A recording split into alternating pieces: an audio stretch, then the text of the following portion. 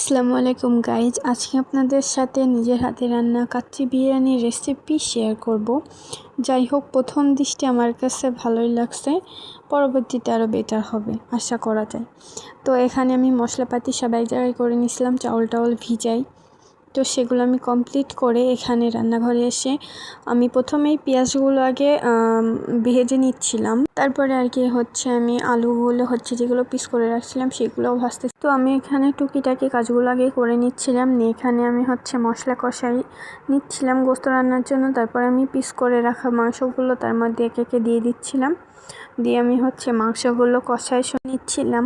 তো মাংসগুলো কষাইতে দিয়ে আমি একে একে নেড়ে নিচ্ছিলাম। তারপরে একটু কষানোর পরে আমি তাতে পানি দিয়ে মাংসগুলো যে একবারে রান্না যাতে সিদ্ধ হয় আর কি, তার জন্য আমি পানি দিছিলাম একটু বেশি করেই, কারণ যেহেতু আমাদের ঝোলও রাখার প্রয়োজন আছে। তো সেখানে আমি আবার দেখতেছিলাম যে মাংসগুলো কষছে কিনা, সিদ্ধ একদম হয়েছে কিনা, নুন ঝাল ঠিক আছে কিনা। তো তারপরে আমি এখানে পানি গরম করছিলাম, তো তার মধ্যে চাউল দিয়ে দিছি। আমি চাউলের জন্য পানি যেহেতু আগেই গরম করে রাখছিলাম, তাতে মশলা টশলা দিয়ে চাউল ঢেলে তারপরে আমি কিছু পরিমাণে তেল দিয়ে দিয়েছি, যাতে চাউলগুলো লেগে না যায়। ভালোভাবে নাড়াচাড়া করে এটা আমি ঢেকে দিয়েছিলাম, দিয়ে তারপরে কিছুক্ষণ পর দেখে এটা কমপ্লিট হয়ে গেছে আর কি।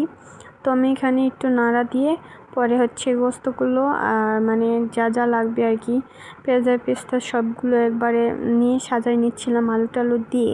তো সব কাজ কমপ্লিট করে আমি এখানে রাইস কুকারে কিছুক্ষণের জন্য আবার জিনিসগুলো ভাপাইতে দিছিলাম। তো তারপরে যে কমপ্লিট আমার রেসিপি। প্রথম দৃষ্টিতে আমার কাছে রান্নাটা ভালোই লাগছে, পরবর্তীতে আরও ভালো হবে। যাই হোক, ভিডিওটা এই পর্যন্ত রাখতেছি, পরবর্তী কোনো ভিডিওতে দেখা হবে। আল্লাহ হাফেজ।